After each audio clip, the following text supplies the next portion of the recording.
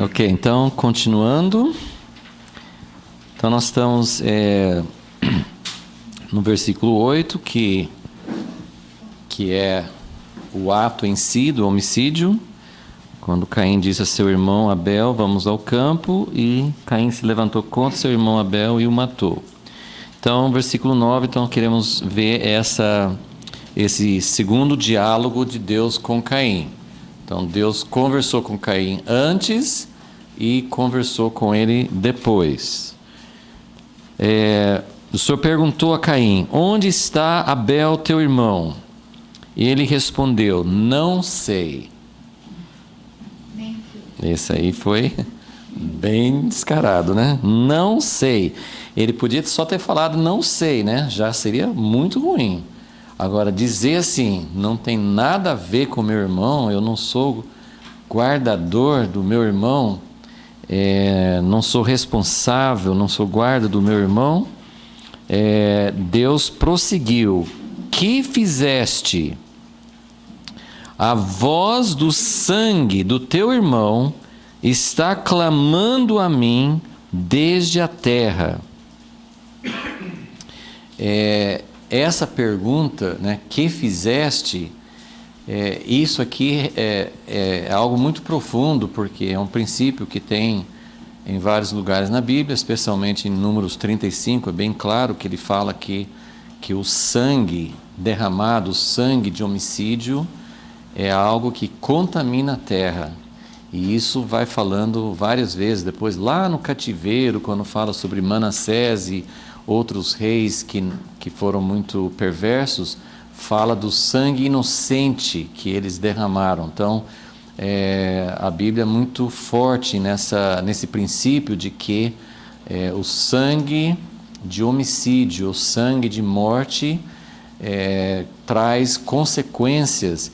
E é mais ou menos, né, assim, quando Deus está falando com Caim, e eu nunca tinha lido muito assim com essa perspectiva, mas quando primeiro ele fala: onde está Abel, teu irmão? Ele está dando oportunidade. A mesma coisa quando ele começou a andar pelo jardim e perguntou: Adão, onde você está? Como se ele não soubesse. Claro que Deus sabia. Ele está dando oportunidade para o homem falar, né?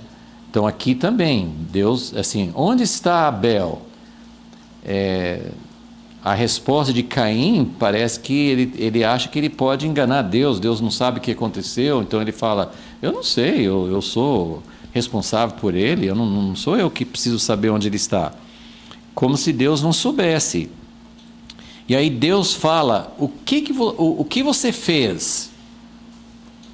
E essa frase de Deus é uma frase que está dizendo: você fez algo que me obriga, na minha justiça. Deus é misericordioso e talvez nós, na nossa cultura, nós não temos tanta ideia assim de justiça. Para nós talvez é uma ideia muito legalista, muito rígida, pensar Deus, ele fala uma coisa, não é só porque ele fala.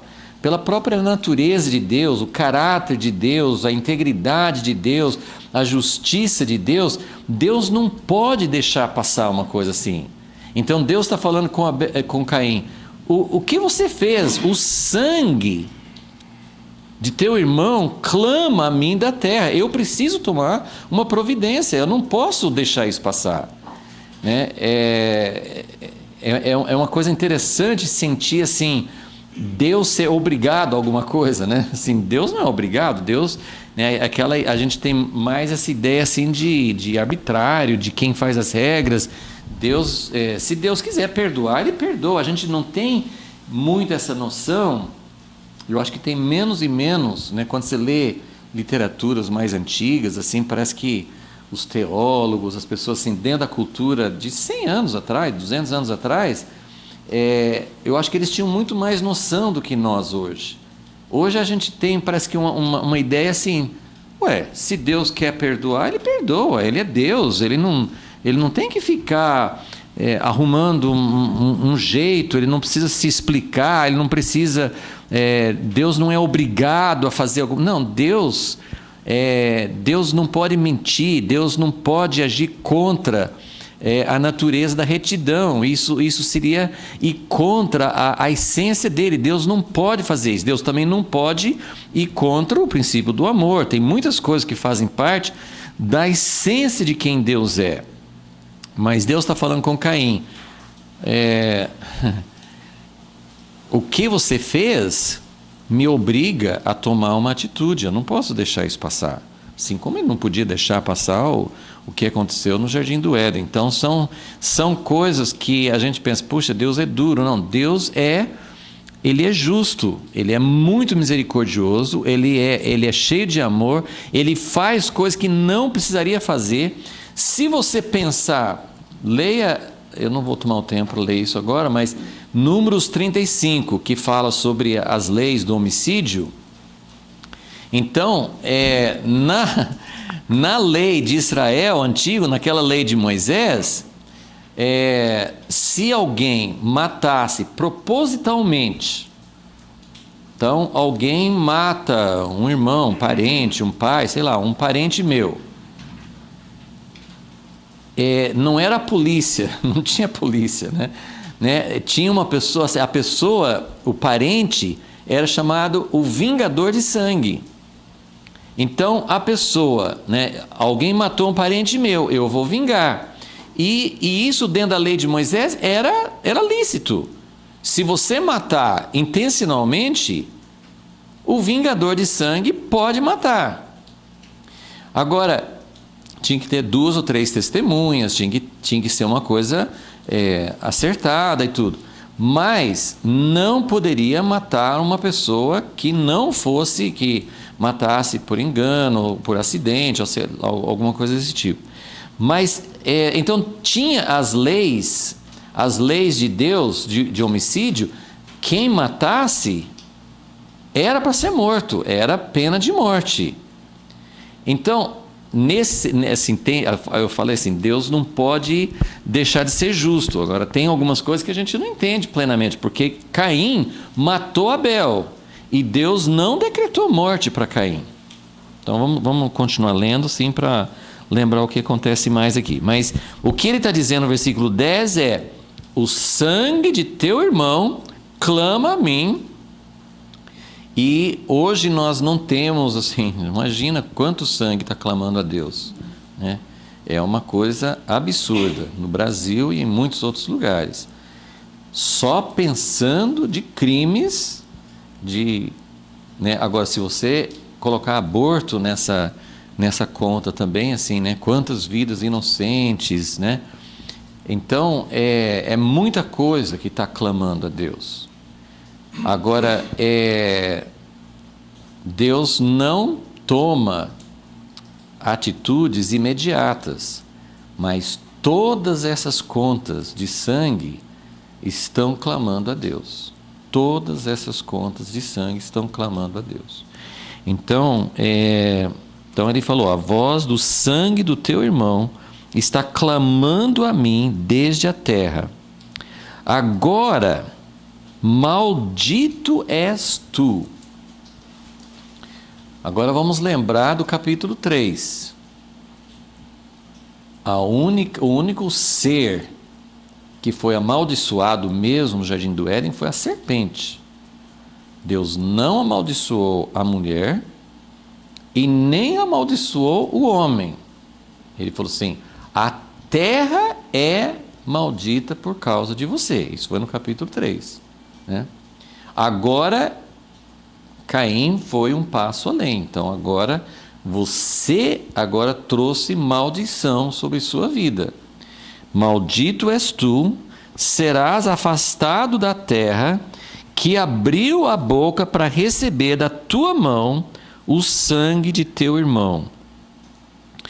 Eu quero que vocês vejam como tudo isso aqui é um passo além.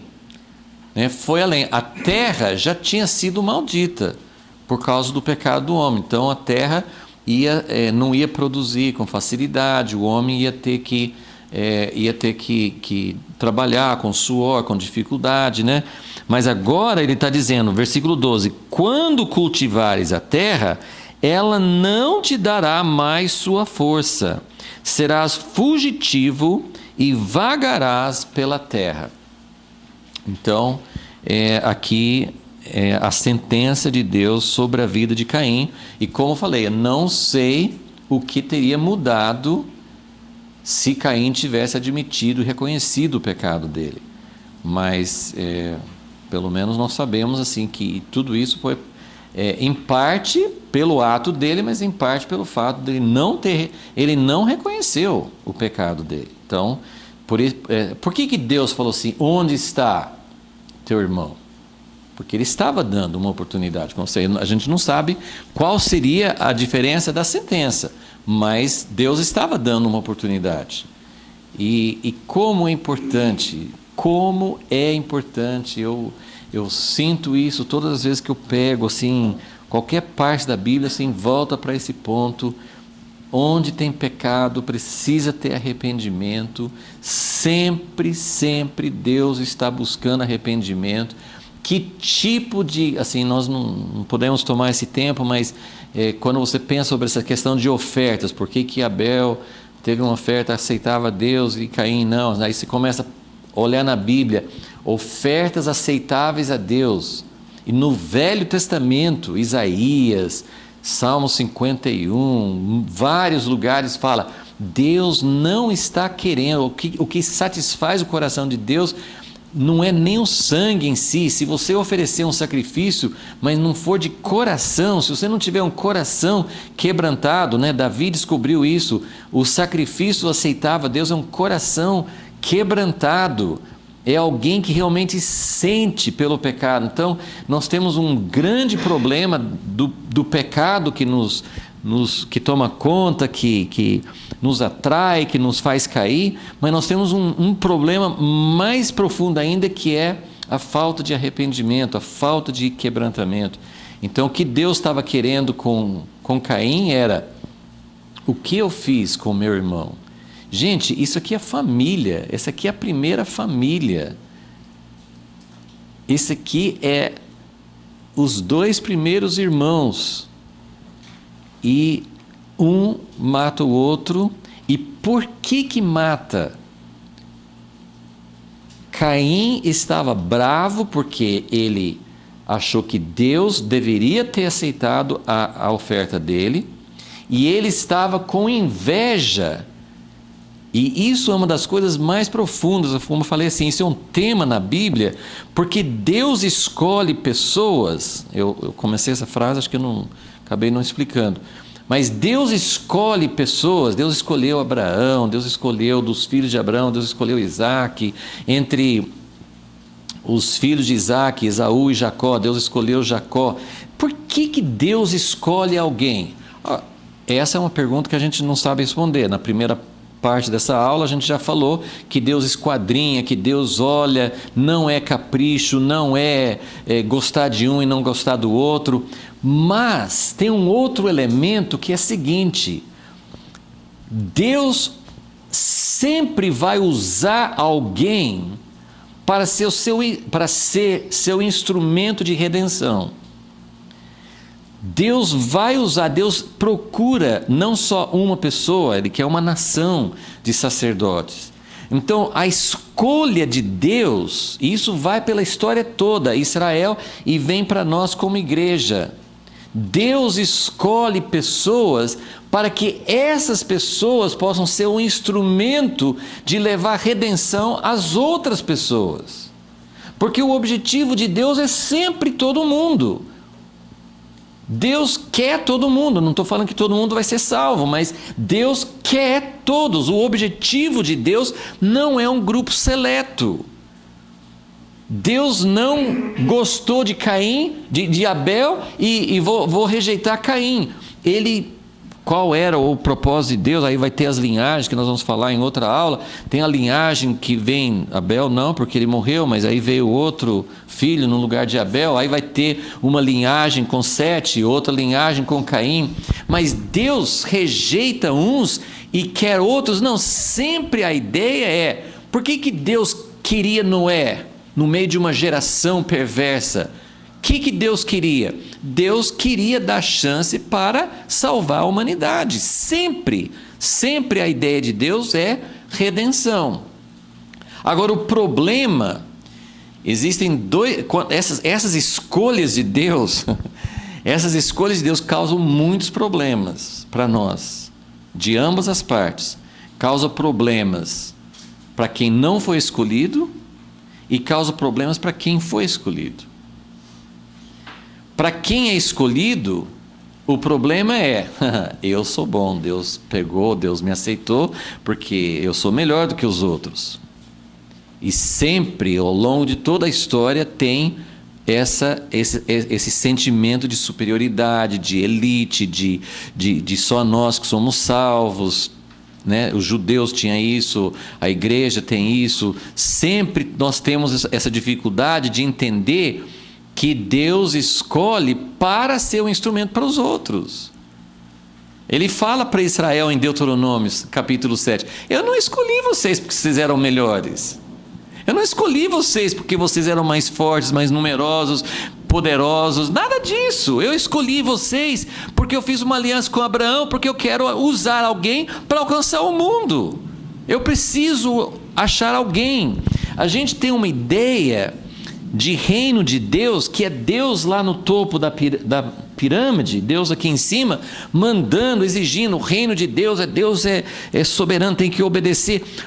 A figura do reino de Deus é sempre família, é Deus escolhendo pessoas para trabalhar junto com Ele, é cooperação, é Deus formando uma comunidade, é Deus pegando alguns para alcançar os outros. Então o problema de quem é escolhido, ele acha, Deus me escolheu e Deus não quer os outros. E o problema de quem não foi escolhido é, como Caim, por que Deus escolheu a oferta de Abel? Caim não aceita. Então, isso é um assunto muito profundo na Bíblia toda, das atitudes de ambas as partes. Quem é escolhido é soberbo. Quem não é escolhido fala assim, não, esse povo aí é pior do que nós. Né, Jacó, né, você olha, Saul e Davi cometeu pecados piores do que Saul, né? Esaú e Jacó. Esaú parece que era um sujeito bonzinho, não brigava com ninguém, bem humorado, né? Ele não enganou ninguém, né? Jacó, aquele cara assim, sempre tramando. Por que Deus escolhe Jacó?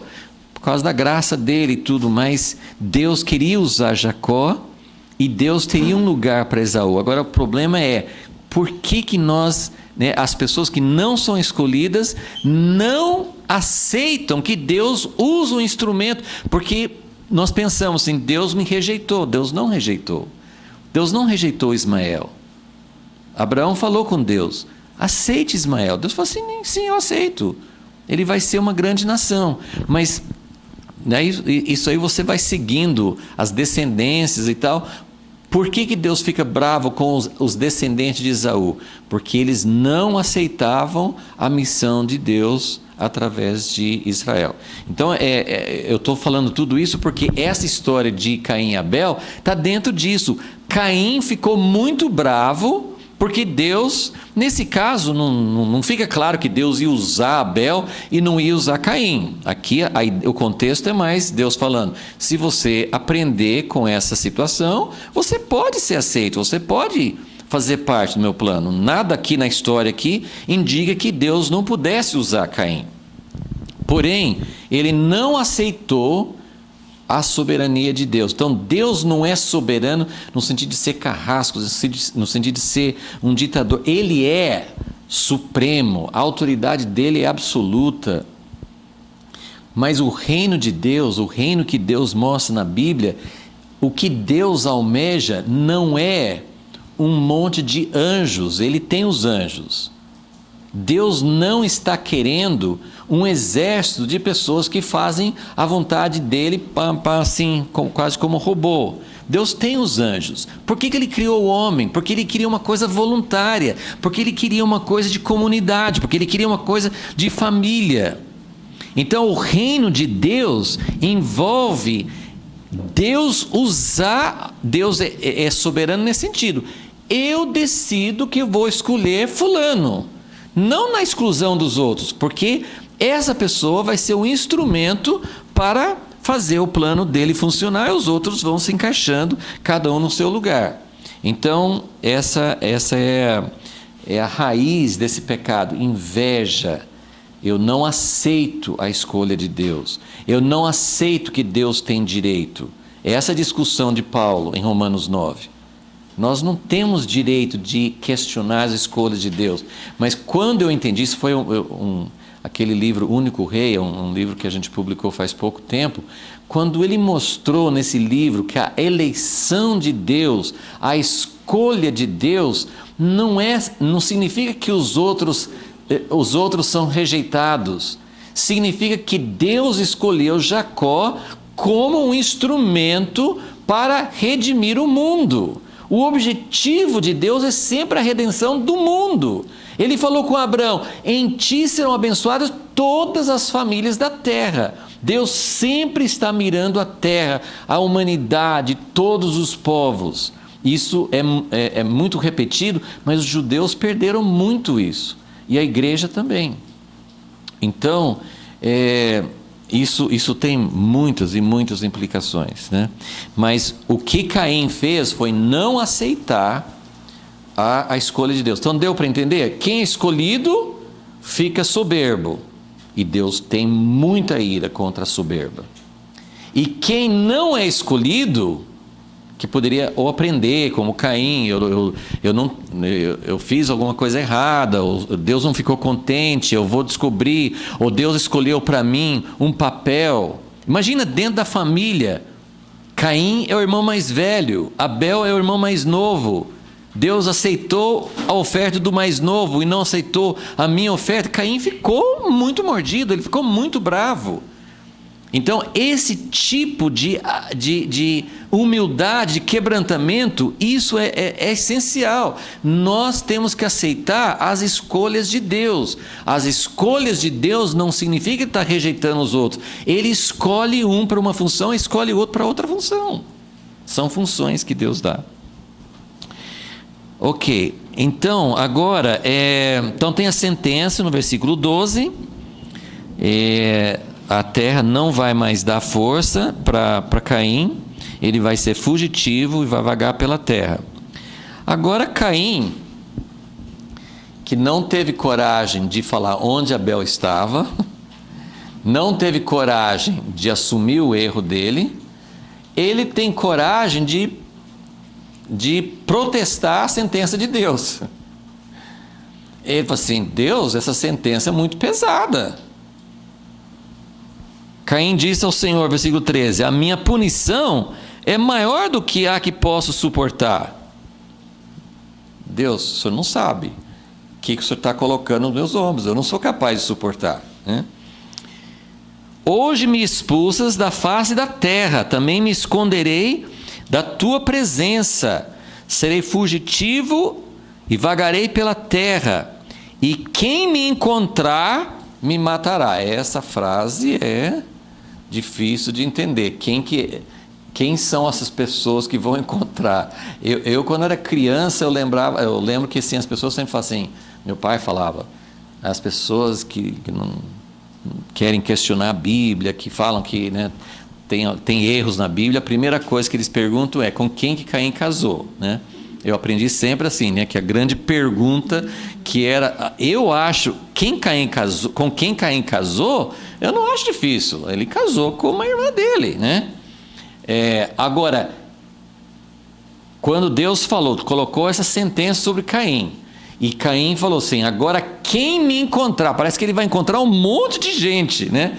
Quem me encontrar vai me matar. E aliás, era merecido, né? Porque ele matou o irmão dele, ele merecia morrer, né? Mas quem me encontrar vai me matar. E Deus mostra compaixão e misericórdia. E esse princípio aqui, gente, olha, isso aqui é fundamental. Caim cometeu um crime sério, levou uma punição séria, mas Deus não era a favor de que quem encontrasse Caim o matasse. Vocês estão... A cabeça está funcionando, as fichinhas estão caindo assim, né? De que criminoso não precisa fazer nada, deixa morrer, deixa apodrecer. Não foi essa a ideia de Deus para Caim. Caim, você, se alguém te matar, você só vai ganhar o que você merece. Não. Deus falou assim, eu vou proteger você.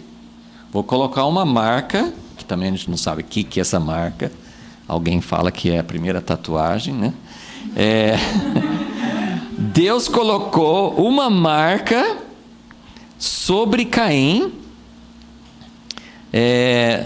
O Senhor, porém, lhe disse: 7 vezes recairá a vingança sobre quem matar Caim. Olha, quem matar Caim vai ter um castigo 7 vezes maior. Como é que pode matar a mesma pessoa 7 vezes? Não sei também o que são a vingança 7 vezes maior, mas 7 vezes recairá a vingança sobre quem matar Caim. Pôs o Senhor um sinal em Caim, para que ninguém que o encontrasse o ferisse de morte.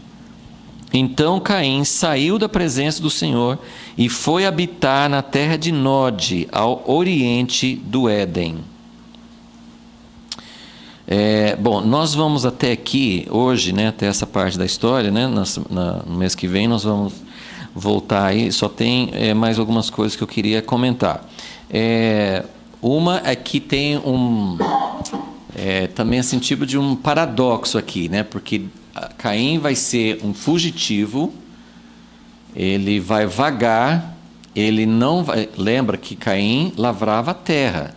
Quem lavra a terra, que quem cuida de rebanhos é mais nômade, né? E quem lavra a terra é mais fixo. Mas ele não ia poder ser fixo porque a terra não ia mais produzir para ele. Então ele vai ser um fugitivo, né? Ele ia ter que sair vagando. Só que ele vai habitar. Então parece que ele parou de vagar. Mas ele vai habitar numa terra que significa vagar, porque Nod significa vagar. Então é uma contradição de termos aqui, né?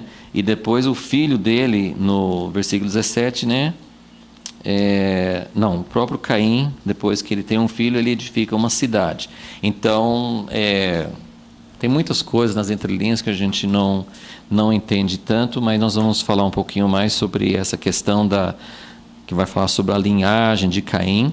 Eu só queria, assim, tem várias coisas, todas essas histórias levantam muitas questões, muitas perguntas, e a maioria delas a gente não tem resposta. Mas uma das coisas que é importante notar é que Deus tinha falado que haveria uma guerra, uma inimizade, né? No capítulo 3, Deus falou com a serpente, vai haver uma inimizade, uma guerra entre a descendência da serpente e a descendência da mulher. Então nós podemos dizer que aqui já houve uma guerra e houve uma morte, né? Agora, qual a implicação disso? A linhagem de Caim, Caim é da descendência da serpente, como é que funciona isso? Primeiro que a gente não tem respostas muito definitivas sobre isso. Mas vamos ler assim, porque tem um texto em 1 João que eu já mencionei, mas agora nós vamos ler. 1 João 3... porque nessa passagem ele fala sobre semente, sobre descendência, né? Então, em 1 João 3, ele fala assim, versículo 7. Filhinhos, ninguém vos engane. Quem pratica a justiça é justo, assim como ele é justo. Quem vive habitualmente no pecado é do diabo, pois o diabo peca desde o princípio. Para isto o Filho de Deus se manifestou, para destruir as obras do diabo. Então, em João 8, Jesus tinha falado com os judeus, vocês são filhos do seu pai, o diabo que mente desde o início, ele é homicida desde o início. Então, Jesus já estava mostrando assim, o que é a descendência da serpente. né? Tem a semente de Deus e tem a semente da serpente. As duas sementes podem estar em qualquer um de nós.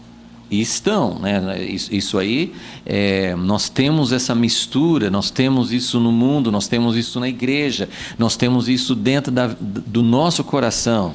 Nós temos sementes de Deus, da palavra de Deus, da natureza de Deus, do Espírito de Deus, e nós temos sementes do maligno, que podem crescer, que podem achar lugar para desenvolver mais. Então ele está falando assim: aquele que vive, versículo 8, quem vive no pecado é do diabo, pois o diabo vive desde o princípio. Versículo 9, aquele que é nascido de Deus não peca habitualmente, pois a semente de Deus permanece nele, e ele não pode continuar no pecado, porque é nascido de Deus. Gente, o pecado é muito forte, a tentação é muito forte, mas isso aqui é maravilhoso saber que quando Deus planta a vida dele em nós, quando nós nascemos de novo, a semente de Deus, ela luta contra, né? E essa guerra que existe entre as descendências, as guerras que existem no mundo espiritual, no mundo natural, tem muita guerra na história da Bíblia, tem muita guerra na história da humanidade, tem guerras hoje, tem muita guerra dentro da nossa vida, né? Gálatas fala assim que o espírito milita contra a carne, então tem guerras interiores, guerras exteriores. Então essa guerra que Deus falou com a serpente é uma guerra que realmente existe. Mas a semente de Deus, por mais que a gente pense, às vezes a gente tem a impressão assim que o pecado é muito mais forte do que, muito mais atrativo, muito mais forte. A gente vê na nossa vida e vida de outras pessoas, assim, parece que não tem força para resistir tanta coisa ruim que vem contra nós. Mas aqui ele está dizendo: a semente de Deus permanece nele e ele não pode continuar no pecado, porque é nascido de Deus. Versículo 10. Os filhos de Deus e os filhos do diabo manifestam-se assim: quem não pratica a justiça não é de Deus. E aí ele fala uma coisa fundamental, porque você tem, né, uma pessoa que é de Deus, não faz injustiça, não vive habitualmente no pecado, mas aí ele coloca o dedo numa coisa específica, porque essa carta toda ele está falando assim: Deus é amor, a essência de Deus é amor. Então, quem não pratica a justiça não é de Deus, nem quem não ama seu irmão. Então ele está colocando uma característica mais clara e mais evidente para entender quem é de Deus e quem não é. Versículo 11: porque a mensagem que ouvistes desde o princípio é esta, que nos amemos uns aos outros. E agora ele vai usar a história de Caim. Que nos amemos uns aos outros, e não como Caim, que era do maligno. Agora sim, tem muita gente que vai pegar assim: não, Caim já era do maligno desde o início. Não é essa história que a gente tem lá. Por que Caim era do maligno? Porque ele fez o que Deus falou que não era para fazer. Deus falou assim: não dê oportunidade para o pecado entrar e tomar conta da sua vida. E depois que ele fez o que fez, ele teria que ter reconhecido e falar assim: não, porque, gente, afinal de contas, não foi com as mãos dele, mas Davi matou um homem, né? Matou o marido de Batseba. Então, existe perdão, mesmo no Antigo Testamento, existe perdão. Só que Davi reconheceu o pecado dele. Então, né, Caim, por que Caim era do maligno? Porque ele fez, né, ele não amou, ele matou seu irmão. E por que o matou? Porque suas obras eram más. E isso aqui é outra coisa que a gente já viu em Hebreus 11, que falou que Abel, pela fé, foi justificado e as obras dele eram boas. Então, isso aqui está dando para nós uma luz de que Caim já tinha problemas antes desse acontecido, né?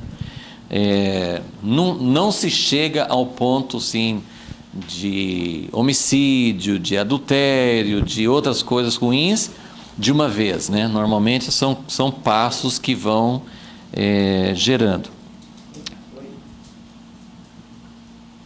Por que o matou? Porque suas obras eram más.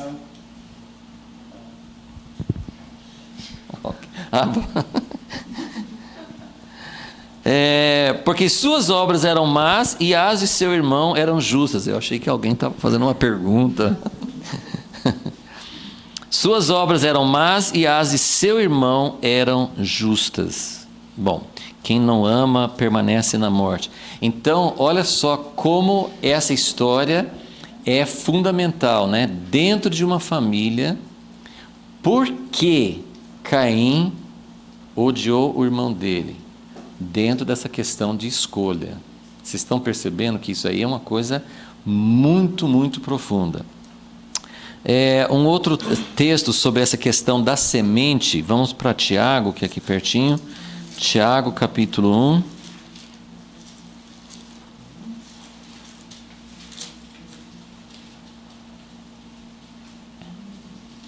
Esse texto de Tiago, desde muito tempo, foi uma revelação muito grande para mim, porque mostra também, acho que um dos textos mais claros para você entender o processo do pecado, tentação e pecado. Tiago 1,13. Quando tentado, ninguém deve dizer sou tentado por Deus, pois Deus não pode ser tentado pelo mal e a ninguém tenta. Olha, versículo 17 do mesmo capítulo, fala assim: toda boa dádiva, todo dom perfeito vem do alto, desce do Pai das luzes, em que não há mudança nem sombra de variação. Deus não tem mal nele. Então, essa ideia assim, de que Deus escolhe umas pessoas para o mal, que Deus já rejeita, que Deus assim, não tem sustentação. Agora, voltando para o versículo 13, fala assim: Deus não pode ser tentado e ninguém tenta. Versículo 14. Mas cada um é tentado quando atraído e seduzido por seu próprio desejo. Então, o desejo, tendo concebido, dá à luz o pecado, e o pecado, após se consumar, gera a morte.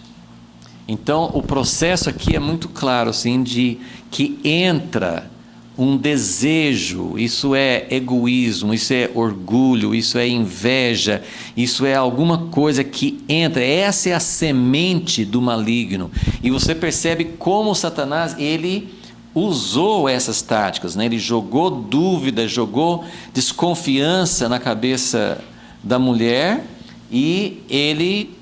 aqui nessa história de Caim e Abel não aparece a serpente, mas Deus falou que o pecado estava ali espreitando, estava ali esperando para atacar.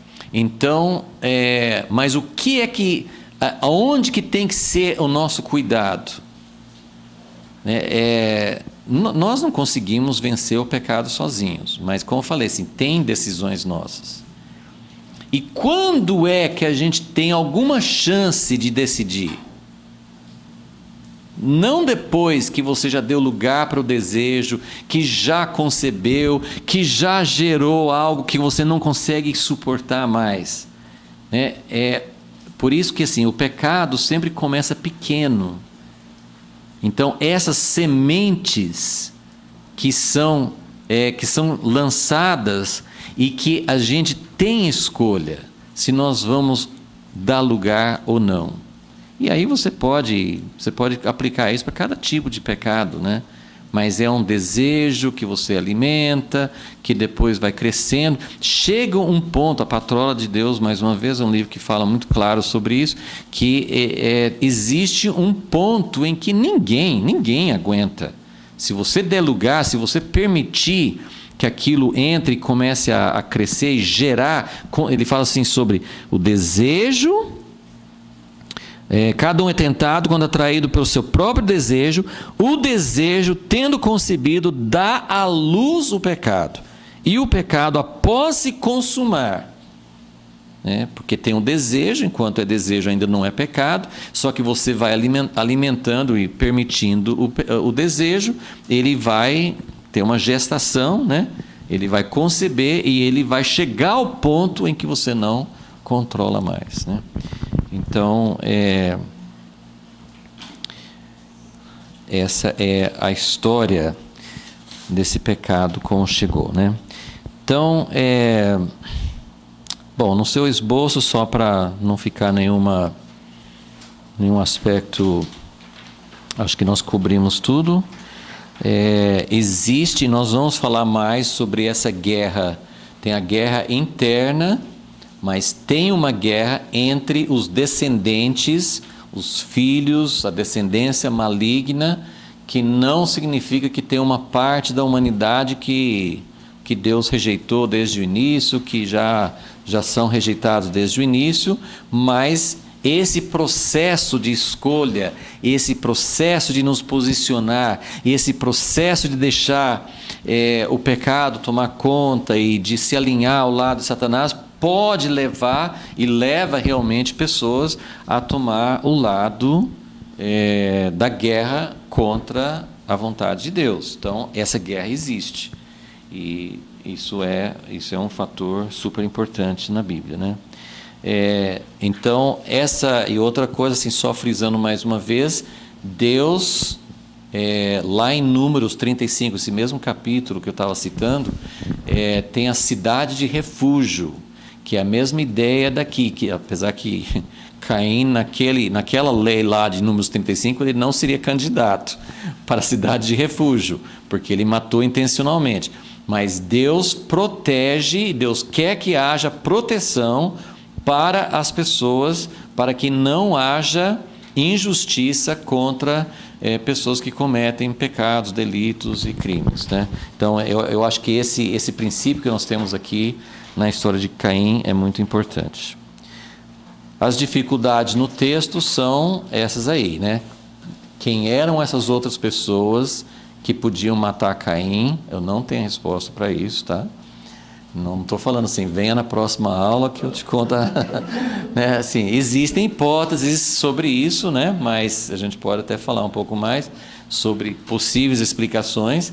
Mas, assim, quem eram as pessoas que poderiam matar Caim? Quem eram as pessoas? Caim edificou uma cidade, Que cidade que era essa? Então, essa existência de outros seres humanos, ele é bem implícito aqui nesse capítulo 4, Então, essa é uma das dificuldades, e a outra é a gente entender essa questão da descendência da serpente, que nós vamos chegar em outro degrau aqui, na época do dilúvio, os filhos de Deus e as filhas dos homens, e aí vai ter umas coisas bem difíceis também, que também eu não sei responder, mas que a gente vai ter que passar por tudo isso, Vamos orar. Senhor, nós queremos realmente ouvir a Tua voz, queremos que a Tua semente gere vida dentro de nós, e queremos ser, ó Deus, escolhidos de alguma forma para abençoar as outras pessoas que ainda não conheceram a Tua semente, não conheceram a Tua verdade, porque esse é o Teu coração, esse é o Teu desejo.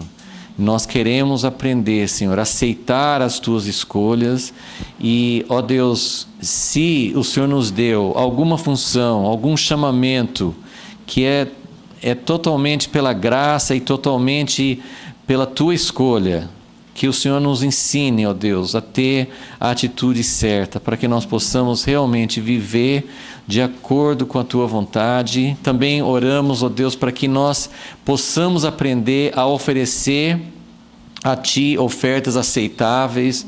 Nós queremos agradar a Ti, queremos trazer ofertas a Ti do melhor que nós temos. Nós temos o melhor do nosso tempo, nós temos o melhor dos nossos dons, nós temos algo que é o melhor da nossa vida, que nós podemos oferecer a Ti. E queremos aprender, Senhor, como nós podemos oferecer a Ti, Senhor, e ser aceitável. Que quando aquilo que nós fazemos parece que não é aceito, não é abençoado, não é aceito por Ti, que não tenhamos atitude de Caim, mas que nós possamos dizer: Senhor, mostra-me, eu quero saber o que agrada a Ti, Senhor, porque o Senhor não é um Senhor, alguém que quer só exigir algo impossível de nós. O Senhor quer que nós sejamos filhos, e o Pai quer que o filho, ele aceita o filho, ele quer o filho perto, ele ama quando o filho traz algo para ele. Então nós queremos viver essa relação contigo, Senhor, e que realmente, Senhor, ó Deus, que o Senhor possa nos mostrar, que nós possamos ser teu povo nesta geração. Em nome de Jesus. Amém.